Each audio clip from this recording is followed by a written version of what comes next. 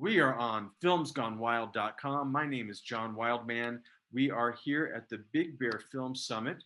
And on this segment, we're going to talk about the issue with Elvis. And we have two of our filmmakers here with us. I'll let you two introduce yourselves and also introduce the audience to the issue with Elvis. They have not had a chance to see it as yet, likely.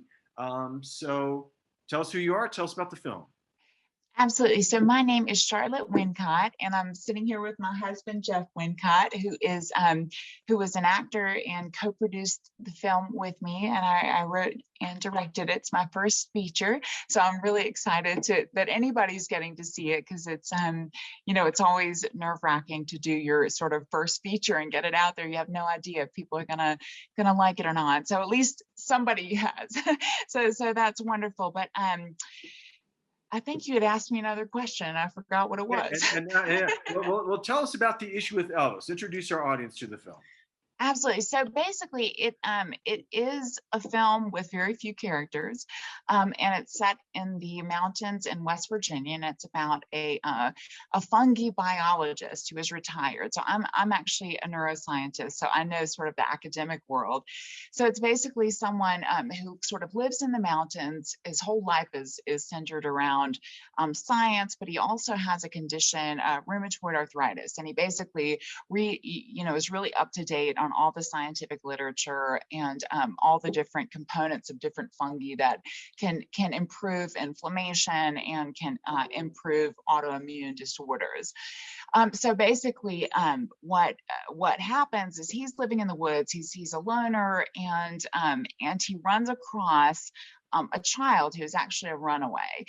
And so the child's been living in this abandoned school bus in this abandoned amusement park that we found in West Virginia. It's a really cool place. But he basically takes the child in because the child kind of has been scoping him out. He wants to know what he's getting from the trees, how he's studying the fungi. And he ends up taking the child in, and they become friends. And so there's a whole backstory that Elvis, which is his nickname, that Elvis has, and he comes from a troubled childhood with a father with schizophrenia, which we don't learn until later. But they end up going through a few different sort of scenarios where Elvis ends up stealing from Dr. Mercer, who has been kind enough to help the boy. So he's really sort of torn about the whole thing, and they end up forming this really strong, sweet bond that they were really was sort of beautiful. The way that they interacted in the movie was so beautiful for me to watch. But that's kind of the long and short of it, without giving too much away about the film, in case people are still going to see it.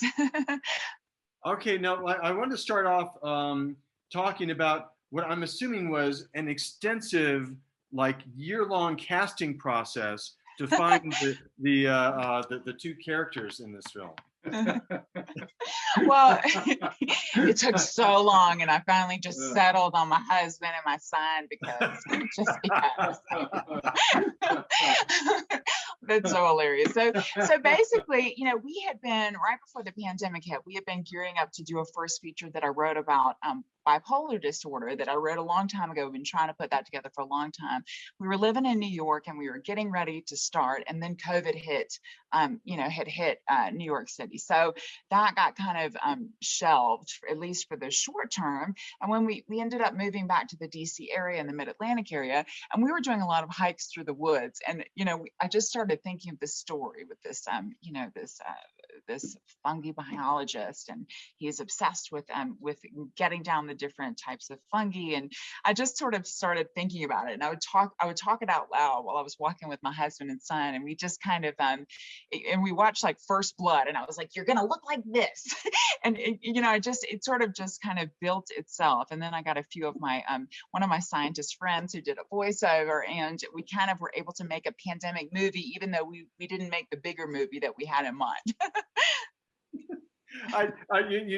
Now I have this image of Jeff with you going, well, I like this whole Rambo idea. So can I take out somebody in the bus? Can I Totally. I was like, you're going to learn all this really hard lingo and take all the time you need, because he's had to do this with the science stuff. So he didn't get to blow anything up or beat anybody up, sadly. But he did say some crazy words. He definitely did. He definitely did. All right. So Jeff, we got to get you in on this, and let's talk about, you're being directed by your wife. You're working with your son, and when we're working with even friends, let alone family members, we have a shorthand.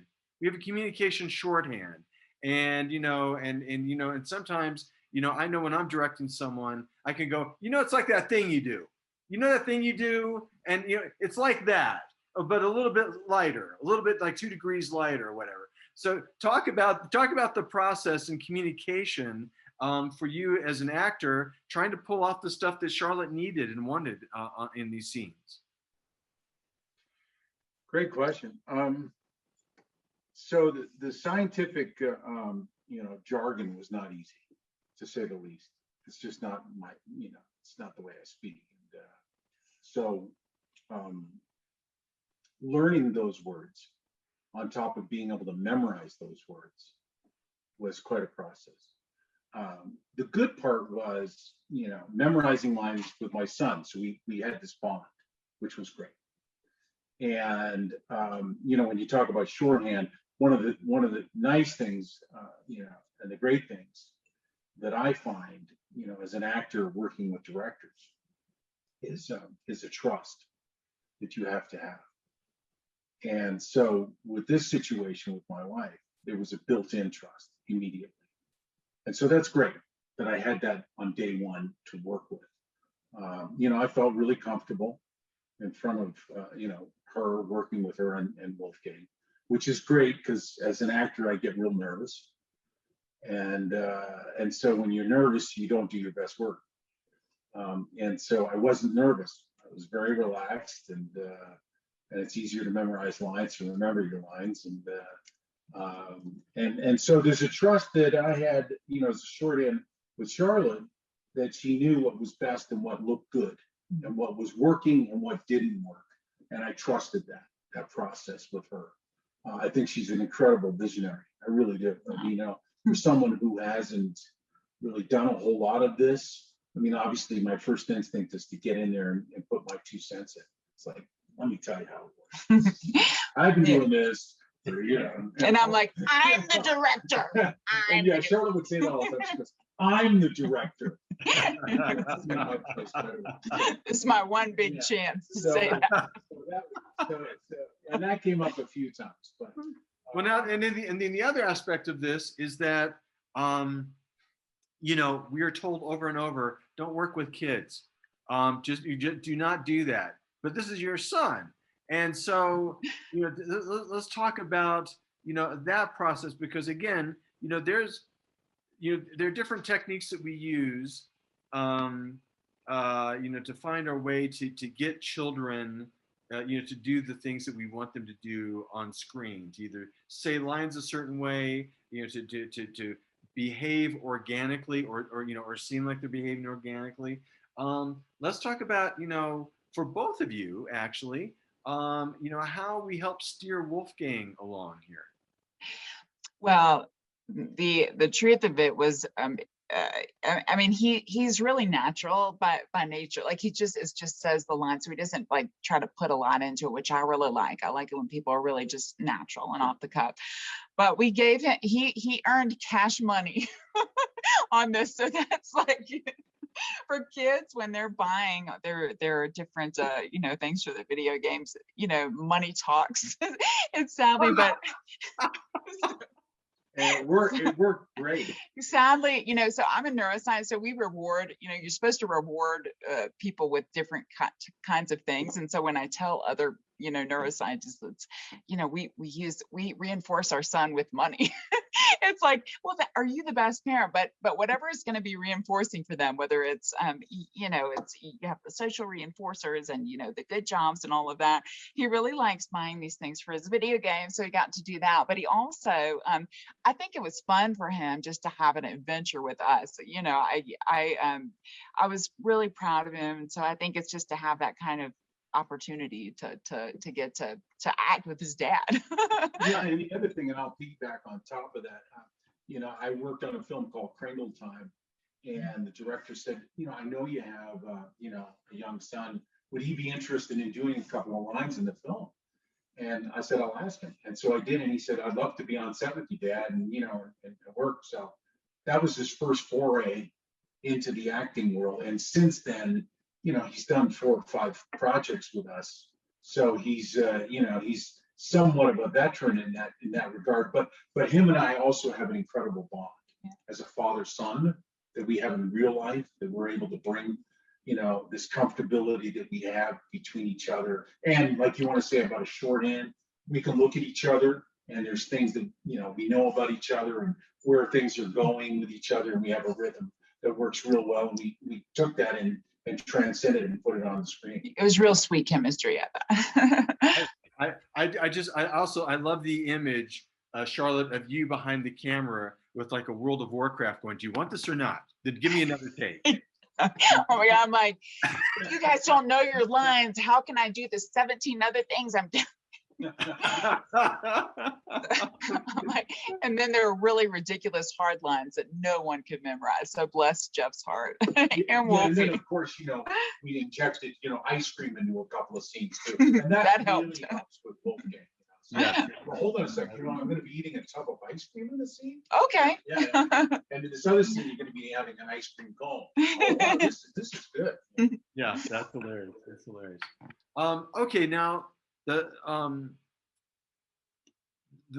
next question I had was regard to when you work as a family to achieve something like this, there's a goalpost in mind of reaching, and you think that you're never actually going to get there ever. And then finally you do picture lock, and then finally you're able to push yourself away from the editing bay and go, we have a thing, that was Mom's idea. Now we have a thing, and Charlotte, you're going, finally. Let's talk about that moment of what's for both of you, kind of what was like going through your head, knowing that you're part of the complete journey. You weren't brought in at any point. You're part of the complete journey. So talk about that moment.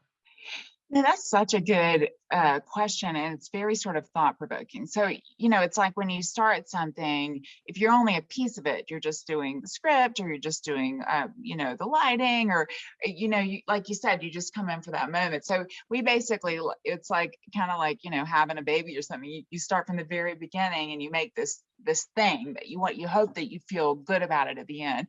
And so this was a small, this was very few characters, really small movie, and a beautiful setting. But the heart of it felt like it really, it was everything that I had hoped that it could be. So at the end, it's like, I just thought, I can't believe we started with something. We started with the story, walking through the woods, and now we have this movie that I feel really proud of. And we got great music from people that were close to me, and my dad played the harmonica, and I felt like this sort of incredible journey that came to fruition, and that's really fulfilling. Like, you hope that people see it, and you don't know if they will, but when you finish, you feel like, I'm proud of this. And that's really the most important thing, is that, do I feel like this is art in the way that I, that it's artistic and it has value, and it could make the world a better place if even one person sees it and likes it, then I think that that's value. And that's sort of like what art is to me. Jeff, what about you? Well, I think it's surreal. I mean, we were driving up here in the car. I was saying to myself, can you believe we're in this SUV driving up the mountain in Big Bear, going to a world premiere of a film that we shot last year during the pandemic. And I'm thinking, that's just incredible, like, to think of that. And I mean, one of my mentors, or one of my heroes is John Cassavetes, and he always said, just pick that camera up and start shooting, kid. And we're lucky, because we have Charlotte. It was just a tour de force. really, so she can write, because everything's about the writing. That you have a writer. We got to have a good actor, and you do that. Just got to say the lines. Okay, but if you like each other, I get it. Okay. Yeah. Sometimes. Yeah. Most of the time. Yeah, it's been 18 years. Believe me, there's ups and downs. But to have Charlotte who can do it all is incredible. And yeah, to see it to the end. Because I got to tell you something, and you probably know this really well, John. You're in the business, you've done a lot of stuff. Is that we talk about doing stuff all the time. I've got important things to do. I've got ideas, and man, we could do so much, and then it never comes to fruition. It never happens. You never just sit down, write the film, shoot the film, edit the film, put it in post, and then it's done. You have a finished product. That is really quite an incredible accomplishment for any filmmaker alive today, to be able to go from start to finish like that. So, kudos to us. It's for any filmmaker, for any of the filmmakers that have films in this festival, it's really just an incredible, accomplishment to finish a film. Well, it is, and I've said, in fact, I've even repeated this today. That one of the things that always makes me want to focus on independent film is that we make films, like this on these budgets and overcoming the hurdles that we do because we need to get them out of our system, right? Yes. Right, Charlotte, we have them in our belly. We have them, Right. I got to get this film out, and it's not like